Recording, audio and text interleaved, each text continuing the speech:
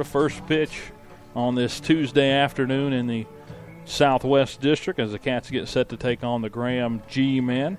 Real quick, let's take a look at the G-Men. They're 4-6 on the year, 1-2 in the Southwest District out of Bluefield, Virginia, right on the West Virginia border. Head coach Willie Miller. They're playing their third of 4 straight road games, so they'll be happy after this road stretch is over. They were actually predicted to finish 6th, which was last in the Southwest District, but they've pulled off one district win so far over Richlands. Their last game was a 12-4 loss at Lebanon last Friday, and that's a team that the Cats have not got to play yet due to rain out. Jack Spencer for Graham had 3 hits in that one. Nick Miller had 2 hits. That was the leaders for them in that game. And the G-Men feature 3 seniors on this roster and 5 juniors. So a pretty old group, really, for a team that is returning quite a bit. They're trying to shock some people in the league. You heard Coach Daniel a second ago say he predicted them to finish 4th in it whenever he voted for them. So they had a fan in Coach Daniels. We'll see how good they play tonight here at Boyce Cox Field, and that is the Graham G-Men as the Cats are taking infield out in front of us, in front of a decent crowd this afternoon at 7 o'clock. It looks like we're going to be a little late getting this one going this afternoon. We'll go over Coach Sidnor's replacement mark tonight, so it's only fitting that Coach Sidnor gets to do the weather report. I'll try my best. It's 78 degrees. It's clear sky, sunny, nice. 0% chance of precipitation tonight. Around about 8:15, the sun should be setting, and it should be about 70 degrees, and 9 o'clock should be about 69. So we should have nice weather all night tonight. It looks like this week also it's going to be a busy week for Bearcat baseball, softball. I know soccer's got a few games. It's a good week to get these games in. I think here last few weeks it seems like we've had a lot of rainouts with all our sports, soccer, baseball, softball. It's like we've had a lot of cancellations. So. Yeah, the next time we're on air Thursday, it's going to be 82 degrees high that day as we play. Could be worse. Marion that afternoon. So in our next broadcast, you can also keep up with Bearcat Radio on social media by following us on Twitter at VHS Bearcat Radio. Then you can like us on Facebook by searching for Bearcat Radio. We have 2 more broadcasts this week. The next one will be Thursday, as I said, May 3rd. As Virginia High baseball hosts Marion at 7 o'clock. And then Friday, the Bearcat softball team will play Marion at 6 o'clock. Both games will be broadcast here on Bearcat Radio. Coverage begins 15 minutes prior to game time. So we hope you can tune in to that one. Some storylines for tonight's game between the Cats and Graham. Virginia High is going to be settling in for a 3-game homestand and looking tonight to get to 4-0 in district play. And this is the first meeting between the 2 teams in 2018, and Graham has lost 3 of their last 4 as they've played some pretty talented teams along the way. As we'll take a look real quick at the starting lineups for each team, starting with the Virginia High Bearcats. Bobby Medley leading it off in right field. Jordan Dixon in left.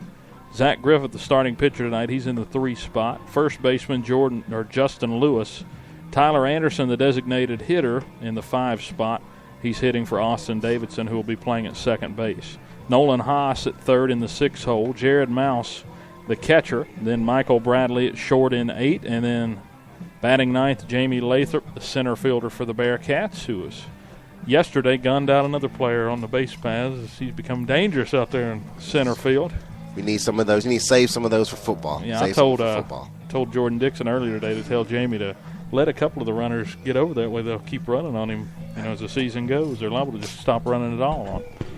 And for the Graham G-Men, they're 4-6 on the year. Jackson Spencer in left, Isaiah Justice in center, Howie Spencer, the catcher, in the 3 spot. Nick Miller on the mound, also batting cleanup. Cole Klein at third base in the 5 spot. John Oster at first base. Colton Wimmer at short in the 7 hole.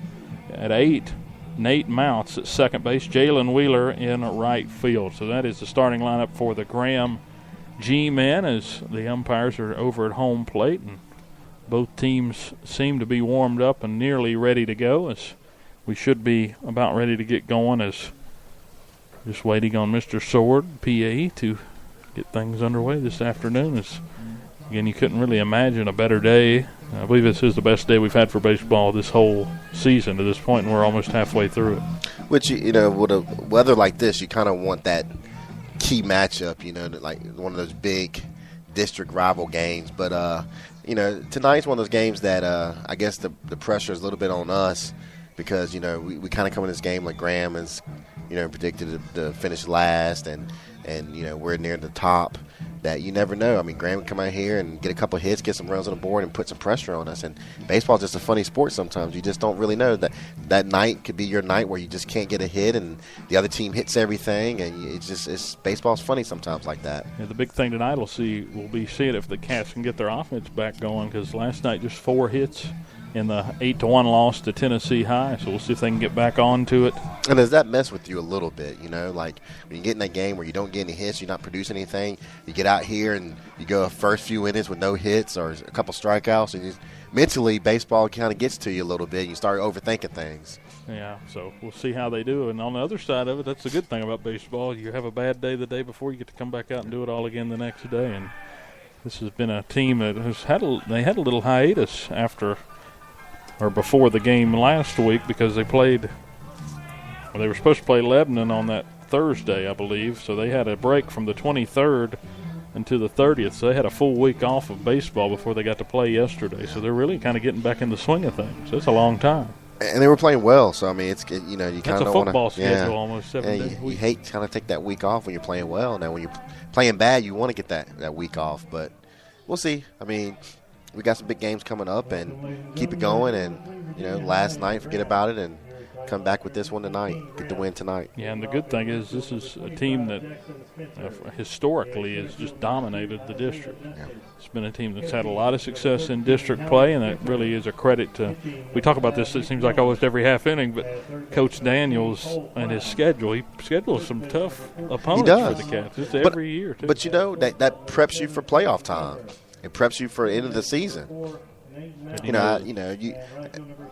kind of want to get some of those, I say, easy games early to kind of get your guys in the routine. But you want to play some tough teams, see what your team's made of. As the teams are getting ready to line up for the national anthem, Coach Daniels out meeting with Coach Miller out at home plate, naming off all the spots that are out of play on the field. Definitely a unique field to play on here, as we are at a minor league ballpark. And I'll never understand it, but I understand the clubhouse is on the right field side, but the home team is always staring into the sun, it seems like, on an evening game. And it's the same with the Pirates. They play with their faces right into the sun all summer long. And I believe I would take the shady side even if I had to walk across to get to the clubhouse. I don't know. It's all a matter of preference, I guess. If you've never been here, it's definitely a unique ballpark. It's one of a kind.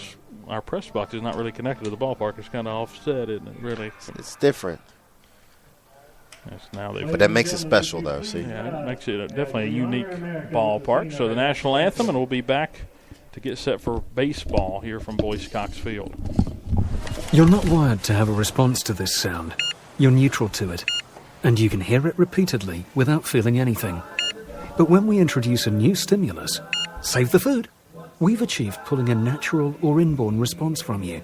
Save the food, because 40% of all food in the US never gets eaten. Save the food. Cook it, store it, share it. Just don't waste it. For tips and recipes, visit savethefood.com. Brought to you by NRDC and the Ad Council. Follow Bearcat Radio on Twitter with the handle @VHS Bearcat Radio and on Facebook by searching Bearcat Radio for the upcoming broadcast schedule and shows on the flagship stream of Virginia High School Athletics. You know what really gets a party started? Indoor baseball. Yeah, just find a broom or a pool cue, and you can use, anything as a ball. Cans, bottles, shoes. Hey, bro, toss me that avocado. Most party fouls are pretty dumb, but if you decide to drink and drive underage, you could lose your license and your freedom. Underage drinking and driving, the ultimate party foul. Learn more at ultimatepartyfoul.org. Brought to you by the National Highway Traffic Safety Administration and the Ad Council. When is the best time to talk to your family about staying in touch during a disaster? When floodwaters reach your door? When wildfires are engulfing the edge of your neighborhood? Or an earthquake is destroying buildings? Or is the best time perhaps today? During a disaster, you may not be able to stay in touch with your family or friends as easily as you think. Go to readyvirginia.gov and make your emergency plan today. Don't wait. Communicate. Brought to you by Ready Virginia, FEMA, and the Ad Council. Thanks for listening to tonight's game on Bearcat Radio. Remember that after the final whistle, all games are available for replay at Spreaker.com/Bearcat Radio. Welcome back to Boyce Coxfield. Dylan Hutton along with Coach Reese Sidnor as we're getting set to announce the defensive starters for the Bearcats. They'll go ahead and lead it off with Bobby Medley, who will be starting in right field. So ever closer, 7:10 p.m. We're not too late. The JV game I didn't think was ever going to start. I got here around 5 o'clock and nobody was here. It was supposed to start. I got here about 5:15 and the game was supposed to start at 5:30 and they didn't get going until about 5:50 because nobody was here at 5:30. I'd never seen that before as far as Graham wasn't here yet, so I didn't know if this one would get going as quick as it did, but it definitely did, and the Virginia High JV team got a 10-run win over Graham in that one, so see if they can repeat, go for a sweep. That happens a lot, though. Like some of these teams that travel a little distance, for some reason when they come to play us, they never seem to show up on time. But it is what it is. We'll get the game in, and here we are. You experienced that in football, though? Not for football. Football, we normally start about 7. That's true. But we've experienced it in basketball. Yeah, some sort of show and go. Yeah. Zach Griffith throwing a couple of warm-up pitches here on this Tuesday afternoon before we get ready for this Southwest District matchup. Cats are playing game number 13 of the year. They're 6-6, 3-0 in district play, 3-2 at home, 3-1 on the road, and 0-3 at a neutral site. Graham is playing their 11th game. They're 4-6 overall, 1-2 in the district, 2-3 at home, and 2-3 on the road. So in other words, we just need to play at home or away. Yeah, don't Not play a neutral. site, Well, yeah. neutral was that Cal Ripken experience, and that was against some really, really tough competition. That was those Granbys and all those, I believe, in that. Granby, Mount Tabor, North Carolina, and Mount St. Joseph, Maryland. So we're talking about like Class 6 and Class 5 schools against 2A Virginia High. So it just is a challenge. Really, when you take those 3 games off the board, it's a different record. You're sitting at 6-3, or if you put a couple of cupcakes in there, with some big wins. Big win against Abbott. That's how many? 4 or 5? 5 D1? straight, yeah. I mean, D1 athletes. Oh yeah, they got D1 3 baseball. D1 guys already committed. No telling how many. By the time it's over, as Jackson Spencer steps in, the left fielder for Graham, and we're getting close for the first pitch as Griffith winds and fires. We're underway at 11-12 and a swing and a miss as it's 0-1 to Jackson Spencer. Goes with a fastball early as Griffith winds and fires again. He's definitely a quick pitcher. This one fouled straight back. Quick 0-2 count.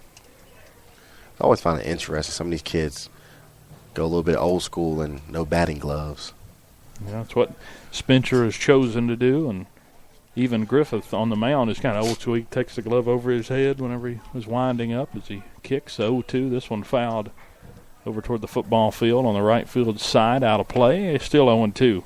A defense for the Cats in the outfield from left to right is Dixon, Lathrop, and Medley. The 0-2 pitch on the way. This one outside, going out to get it is Jared Mouse, the starting catcher this afternoon. As Griffith delivered that one wide.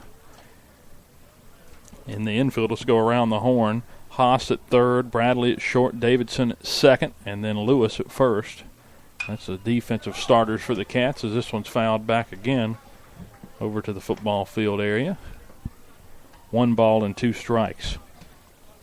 On deck, Isaiah Justice and Howie Spencer, the catcher, in the hole.